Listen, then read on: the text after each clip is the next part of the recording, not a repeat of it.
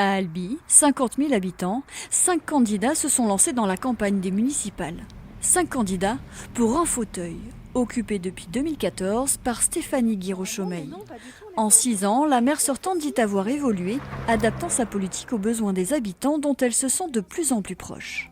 C'est en permanence s'adapter et c'est pour ça que c'est important aussi d'être au plus près de nos concitoyens. C'est que du coup, on peut mieux évaluer les besoins, l'urgence ou pas de réaliser ces nouveaux projets. La taille de notre ville nous permet à la fois de porter des projets structurants, d'avoir vraiment des beaux projets, de faire avancer les choses. Et en même temps, on est au quotidien tous les jours avec les gens. Ça permet cette relation sincère et franche. Face à elle, son ancienne adjointe Muriel Roch-Étienne.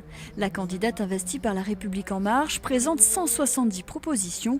Elle compte notamment redonner du pouvoir d'achat aux Albigeois. On a pris un engagement fort, non seulement de ne pas augmenter le taux des impôts locaux, mais aussi de ne pas augmenter le prix de la cantine, de la crèche, du portage des repas, des centres de loisirs, parce qu'on considère aujourd'hui aussi que c'est des sujets qui concernent de nombreuses familles. Agir sur le pouvoir d'achat, aujourd'hui à Albi, c'est une nécessité. Lui siège dans l'opposition depuis le début du mandat. Frédéric Cabrolier du Rassemblement national se bat toujours pour la sécurité, mais compte aussi œuvrer pour un cœur de ville plus vivant. Aujourd'hui, c'est un crève-cœur de voir tous ces commerces fermés, cette vacance commerciale qui est importante sur le centre-ville.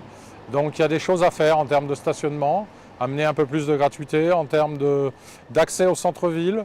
Et puis il faut associer les commerçants aux différentes manifestations, ce qui n'est pas toujours le cas. Pascal Pranière est le candidat d'Europe Écologie Les Verts. Les questions environnementales sont donc prioritaires pour lui.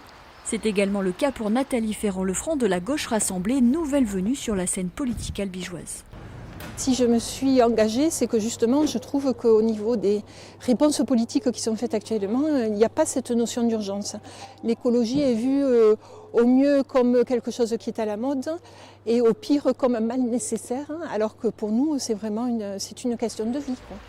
Nous allons proposer de partir sur une véritable autonomie alimentaire, une véritable production locale, une production municipale qui va faire d'Albi une ville pilote en matière écologique et qui va nous permettre d'alimenter toute la restauration scolaire, tout le portage des repas à domicile pour les personnes âgées. 3 femmes et 2 hommes à Albi, la parité a déjà gagné.